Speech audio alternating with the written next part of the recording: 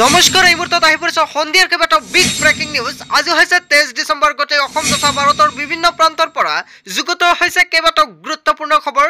এনেবোৰ খবৰ নিতৌ পাই থাকিবলৈ চেনেলটো সাবস্ক্ৰাইব কৰি ভিডিঅ'টো এটা লাইক কৰিবলৈ নাপাহৰিব। আজিৰ আমাৰ প্ৰথমটো খুবেই গুৰুত্বপূৰ্ণ খবৰ হৈছে এটা ডাঙৰ খবৰ হয় বন্ধুসকল। গৌৰৱ গগৈৰ গৰ্জন কিয়নো মুকলি প্ৰত্যাহ্বান জনাইছে সাংসদ গৌৰৱ গগৈয়ে। প্ৰধানমন্ত্ৰী নৰেন্দ্ৰ মোদীৰ যদি সাহস আছে আমাৰ সন্মুখলৈ আহক বুলি এনেকুৱাকৈ প্ৰত্যাহ্বান জনাইছে গৌৰৱ গগৈৰ কেইবাটাও গুৰুত্বপূৰ্ণ মন্তব্য। প্ৰধানমন্ত্ৰী নৰেন্দ্ৰ মোদীক মুকলি প্ৰত্যাহ্বান জনালে সাংসদ গৌৰৱ গগৈয়ে। প্ৰধানমন্ত্ৰী নৰেন্দ্ৰ মোদীৰ যদি সাহস আছে আমাৰ সন্মুখলৈ আহক। মোদী চৰকাৰক আমি কেতিয়াও ভয় নকৰোঁ, যি কৰে কৰি থাকক মোদী চৰকাৰে। এইবাৰ মোদী চৰকাৰৰ বিৰুদ্ধে এইবাৰ বৃহৎ খং কৰিছে সাংসদ গৌৰৱ গগৈ। গৌৰৱ গগৈ কেইবাটাও বিস্ফোৰক মন্তব্য কৰিছে। 140 গৰাকী সাংসদক নিলম্বিত কৰি যদি ভয় খুৱাইছো বুলি ভাবিছে তেন্তে ভুল ভাবিছে মোদী চৰকাৰে। আৰু এনেকুৱাকৈ মোদী চৰকাৰক হুংকাৰ প্ৰদান কৰিছে গৌৰৱ গগৈ। ইণ্ডিয়া এলায়েন্স প্ৰতিটো মুহূৰ্তত যুঁজিবলৈ সাজু হৈ আছে। আমি সদায় যুঁজি আছো, দেশৰ স্বাধীনতাৰ পৰা আৰম্ভ কৰি সদায় যুঁজি আছো আৰু আমি যুঁজি যাম। লগতে আমি কেতিয়াও মূৰ তল নকৰোঁ বুলি মন্তব্য কৰিছে সাংসদ গৌৰৱ গগৈ।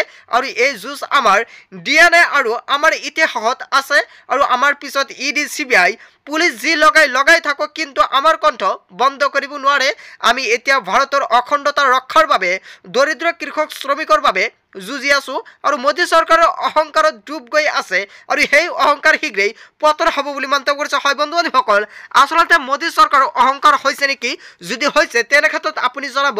মোদী চৰকাৰৰ বিৰুদ্ধে সাংসদ গৌৰৱ গগৈৰ এতিয়া গৰ্জন। প্ৰধানমন্ত্ৰী নৰেন্দ্ৰ মোদীক মুকলি প্ৰত্যাহ্বান জনাইছে সাংসদ গৌৰৱ গগৈ।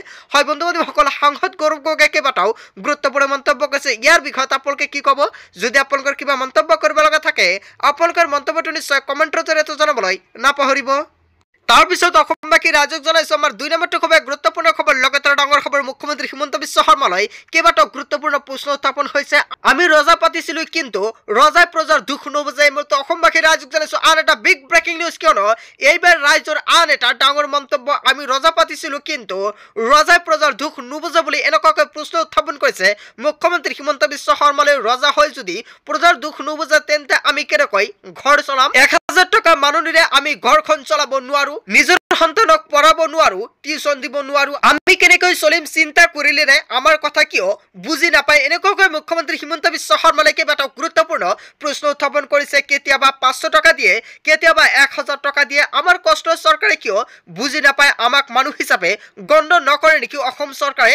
আৰু ৰাইজৰ ভোটেৰে ৰজা হয় কিন্তু সেই ৰাইজক এতিয়া ধূলিকণা কৰি পেলাইছে হিমন্ত চৰকাৰে। আমাৰ মাহিলী 10,000 টকাকৈ চৰকাৰে দিয়ক, কিয়নো গোলাঘাটৰ ৰাজপথত কান্দি কান্দি ৰন্ধন কৰ্মীৰ চৰকাৰে এইবাৰ প্ৰতিক্ষোভ। হয় বন্ধুসকল, অৱশেষত আমি ৰজা পাতিছিলো কিন্তু ৰজাই প্ৰজাৰ দুখ নুবুজে বুলি মন্তব্য কৰিছে। আচলতে যিকেইটা মন্তব্য কৰিছে ইয়াৰ বিষয়ত আপোনালোকে কি ক'ব? যদি আপোনালোকৰ কিবা মন্তব্য কৰিব লগা থাকে আপোনালোকৰ মন্তব্যটো নিশ্চয় কমেণ্টৰ জৰিয়তে জনাবলৈ নাপাহৰিব। তাৰপিছত অসমবাসী ৰাইজক জনাইছো আমাৰ 3 নম্বৰটো খুবেই গুৰুত্বপূৰ্ণ খবৰ। লগতে ডাঙৰ খবৰ, মুখ্যমন্ত্ৰী হিমন্ত বিশ্ব শৰ্মাৰ এইবাৰ নীতি শিক্ষা। কিয়নো ছাত্ৰ ছাত্ৰীক নীতি শিক্ষা মুখ্যমন্ত্ৰী হিমন্ত বিশ্ব শৰ্মাৰ সুৰাপান কৰি এদিনা হিৰো হ'ব নালাগে বুলি মন্তব্য কৰিছে। অসমবাসী ৰাইজক জনাইছো বিগ ব্ৰেকিং নিউজ। মুখ্যমন্ত্ৰী হিমন্ত বিশ্ব শৰ্মাৰ মন্তব্য, সুৰাপান কৰি এনিশাৰ হিৰো হ'ব নালাগে। লগতে কেইবাটাও নীতি শিক্ষা প্ৰদান কৰিছে অসমৰ মুখ্যমন্ত্ৰী ডক্টৰ হিমন্ত বিশ্ব শৰ্মাই। ছাত্ৰ ছাত্ৰীক নীতি শিক্ষা মুখ্যমন্ত্ৰী হিমন্ত বিশ্ব শৰ্মাৰ ছাত্ৰ ছাত্ৰীক উদ্দেশ্য কৰি কেইবাটাও আহ্বান জনালে মুখ্যমন্ত্ৰী হিমন্ত বিশ্ব শৰ্মাই। পিতৃ মাতৃ সন্তানৰ বাবে ভগৱান, প্ৰতিজন সন্তানে পিতৃ মাতৃৰ মমতাক সন্মান কৰিব লাগে আৰু প্ৰত্যেকজন সন্তানে পিতৃ মাতৃৰ সিদ্ধান্তক মানি চলিব লাগে। বাইকৰ পিছত তেওঁকহে বহিবলৈ দিয়ক যাক পিতৃ মাতৃয়ে অনুমতি দিয়ে আৰু নিজৰ টকাৰে বাইকত তেল ভৰক, তেতিয়া ক'বলৈ কোনো নাথাকে আৰু পিতৃ মাতৃৰ টকাৰে আনন্দ কৰিব নালাগে। সুৰাপান কৰি এনিশাৰ হিৰো হ'ব নালাগে বুলি মন্তব্য কৰিছে। আৰু ৰোমাঞ্চেৰে ভৰা যৌৱনৰ মাজতো নিজৰ লক্ষ্য নেহেৰুৱাব। আৰু ছাত্ৰ ছাত্ৰীৰ এইবাৰ কেইবাটাও গুৰুত্বপূৰ্ণ মন্তব্য কৰিছে ছাত্ৰ ছাত্ৰীক বুজাবলৈ। আৰু ছাত্ৰ জীৱনত ৰোমাঞ্চৰে ভৰপূৰ, উত্থান পতনৰ মাজেৰে কেতিয়াবা ভাল হ'ব পাৰে, কেতিয়াবা বেয়া হ'ব পাৰে। পিতৃ মাতৃৰ টকাৰে কেতিয়াও সুৰাপান নকৰিব আৰু পিতৃ মাতৃৰ টকাৰে গাখীৰ খাওক আৰু নিজ টকা ঘটিলেহে সুৰাপান কৰক। আৰু সাফল্য কেতিয়াও শ্বৰ্টকাট নাথাকে। ৰিক্সাৰ সলনি খোজকাঢ়ি যাওক সকলোৱে আৰু নিজৰ পৰিচয় পদবী নহয় নিজৰ নামেৰেই চিৰস্থায়ী পৰিচয় গঢ়ি তোলক আৰু APJ আব্দুল কালামৰ দৰে নিজক গঢ়ি তোলক সকলোৱে আৰু সপোন দেখিব বাস্তৱ হ'বই কেৱল লক্ষ্য স্থিৰ হ'ব লাগে লক্ষ্য ভ্ৰষ্ট হ'লে পৰিচয়ৰো লোকচান হয় আৰু সংস্কাৰ আৰু সংস্কৃতি এটা শক্তিশালী বৈজ্ঞানিক শব্দ আৰু যাৰ বাবে ভাৰতত পূজা কৰা হয় ৰোজা ৰাখি কিয় বেছিকৈ খাদ্য খাব নালাগে সেয়া বুজালে হিমন্ত বিশ্ব শৰ্মা চৰকাৰে হিবেই ভাং খালে বুলিয়েই আমি ভাং খাব লাগে বুলি ভাবো আৰু সেয়া ভুল কথা ভগৱানে হিবে পয়জন খালে সেয়া বুলি আপুনিও পয়জন খাব নেকি ভগৱান শ্ৰীকৃষ্ণৰ বহু বিয়া পাতিলে কিন্তু সন্তানে কেৱল ৰুক্মিণীৰহে আছিল আৰু ধৰ্মশাস্ত্ৰ পঢ়ি সকলোৱে শিক্ষা লওক ৰয়েল গ্লোবাল বিশ্ববিদ্যালয়ত মুখ্যমন্ত্ৰী হিমন্ত বিশ্ব শৰ্মাৰ কেইবাটাও হাৰুৱা ভাষণ হয় বন্ধুসকল মুখ্যমন্ত্ৰী হিমন্ত বিশ্ব শৰ্মাই যিকেইটা ভাষণ দিছে ইয়াৰ বিষয়ত আপোনালোকে কি ক'ব যদি আপোনালোকৰ কিবা মন্তব্য কৰিব লগা থাকে আপোনালোকৰ মন্তব্যটো নিশ্চয় কমেণ্টৰ জৰিয়তে জানাবলৈ নাপাহৰিব তাৰপিছত অসমবাসী ৰাজ্যক জনাইছো আমাৰ 4 নম্বৰটো খুব গুৰুত্বপূৰ্ণ খবৰ লগাতাৰ ডাঙৰ খবৰ মুছলমানৰ সন্তান শিক্ষাৰ অধিকাৰ নাই নেকি মুখ্যমন্ত্ৰী হিমন্ত বিশ্ব শৰ্মালৈ কেইবাটাও গুৰুত্বপূৰ্ণ প্ৰশ্ন উত্থাপন কৰিছে ছাত্ৰ ছাত্ৰীসকলে মুছলমানৰ সন্তানৰ শিক্ষাৰ অধিকাৰ নাই নেকি মুছলমান সন্তানৰ শিক্ষাৰ অধিকাৰ নাই নেকি মুখ্যমন্ত্ৰী হিমন্ত বিশ্ব শৰ্মাৰ বিৰুদ্ধে এইবাৰ কেইবাটাও গুৰুত্বপূৰ্ণ প্ৰশ্ন উত্থাপন কৰিছে ছাত্ৰ ছাত্ৰীসকলে মুছলমান ওৰ সন্তান আগবাঢ়িব নালাগে নেকি মেট্ৰিকৰ সময়ত এনেকুৱা কৰিলে কেনেকৈ পৰিব ল'ৰা ছোৱালীয়ে কেৱল মুছলমান হোৱাৰ বাবে উচ্ছেদ চলোৱা হৈছে নেকি জাতিক লৈ উচ্ছেদ চলোৱা হৈছে নেকি মুছলমানৰ সন্তান পঢ়া শুনা কৰি আগবাঢ়িব নালাগে নেকি এনেকুৱাকৈ প্ৰশ্ন উত্থাপন কৰিছে আৰু জনাই তেলেমতৰ ৰেল বিভাগৰ ভূমিত চলিছে এইবাৰ উচ্ছেদ অভিযান আৰু ইয়াক লৈ কেইবাটাও গুৰুত্বপূৰ্ণ মন্তব্য কৰিছে ছাত্ৰ ছাত্ৰীসকলে জাননী নিদিয়াকৈ উচ্ছেদ চলোৱাৰ বিৰুদ্ধে সৰব হৈ পৰিছে উচ্ছেদিত জনতা মুছলমানৰ সন্তানৰ শিক্ষাৰ অধিকাৰ নাই নেকি মুখ্যমন্ত্ৰী হিমন্ত বিশ্ব শৰ্মাই উত্তৰ দিয়ক বুলি এনেকুৱাকৈ হুংকাৰ প্ৰদান কৰিছে হয় বন্ধুসকল